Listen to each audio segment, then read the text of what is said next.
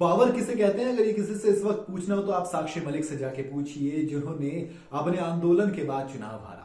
वो चुनाव नहीं लड़ी थी, लेकिन जिसको समर्थन दिया था पहलवान अनीता शौरेन, जो कि कॉमनवेल्थ गेम में इंडिया के लिए गोल्ड मेडल भी जीत कर लाई थी, वो हार गए चुनाव। और जीता कौन? जीते संजय कुमार सिंह। अब ये संजय कुमार सिंह कौन है, इस वक्त ये पूछा जा रहा है। दरअसल उनकी जीत के बाद से एक पोस्टर वायरल हो रहा है, सोशल मीडिया से लेकर हर जगह इस पोस्टर के बारे में बात हो रही है, जिसपे लिखा है कि दबदबा था, दबदबा है और दबदबा रहेगा।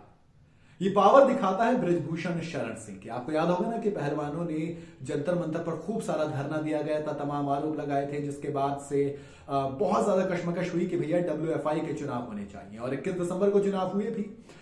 चुनाव में देरी क्यों हुई? जुलाई से चुनाव होने थे, लेकिन कोर्ट केस चल रहा था। वो कोर्ट केस जिसमें बृजभूषण सिंह आरोपी हैं।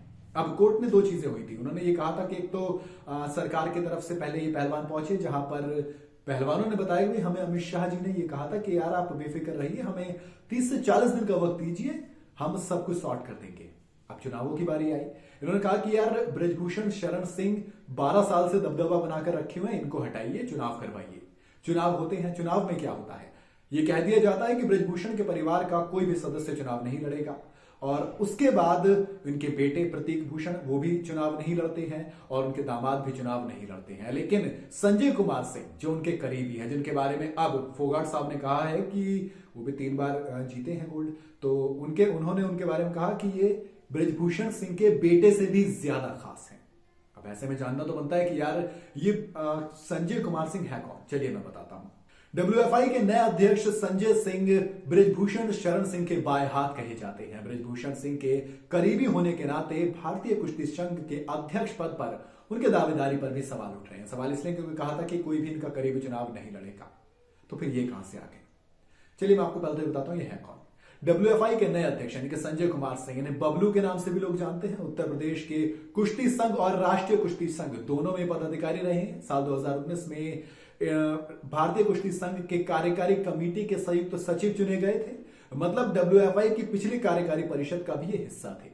संजय सिंह वैसे तो उत्तर प्रदेश के चंदौली से आते हैं, वहां के रहने वाले हैं। संजय सिंह के पिता और दादा दंगल कराया करते थे। इसी वजह से संजय सिंह को भी कुश्ती में हमेशा से दिलचस्पी रही और वो काम भी करते रहे।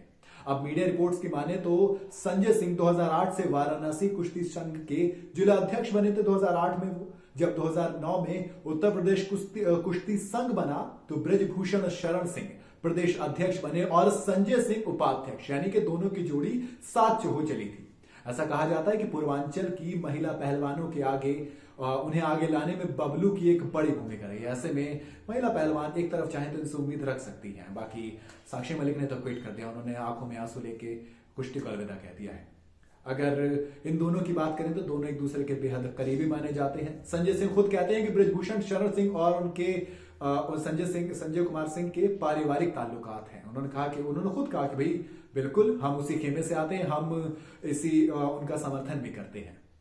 एक मीडिया रिपोर्ट के मुताबिक संजय सिंह ने काफी वक्त से खुलेआम ये दावा किया था कि ये जीत उन्हीं की होगी। ये आपको पावर का जलवा दिखाते हैं। वोटिंग से पहले संजय सिंह ने PTI से कहा था कि सभी जानते हैं कि किसने खेल की बेहतरी के लिए काम किया है और किसने इसे नुकसान पहुंचाने के लिए काम किया है, कोशिश की है। जब वोट डाला जाएगा तो निर्वाचक मंडल के मन में ये बात जरूर रहेगी। खैर इस तरह की तमाम चीजें हुई और 21 दिसंबर को चुनाव के नतीजे आए, जिसमें वो जीत गए हैं और अब नए अध्यक्ष बने। ऐसे में ये देखना होगा कि जो पहलवान क्विट कर गए हैं क्या उनको इंसाफ मिल पाएगा, अगर वो सही है तो, या फिर ये सही है इसलिए जीत जाएंगे। मुझे कमेंट में जरूर बताइएगा। वीडियो अगर आपको पसंद आई तो इसे लाइक और शेयर जरूर करें। जाते थे चैनल को सब्सक्राइब करते हुए जाएं।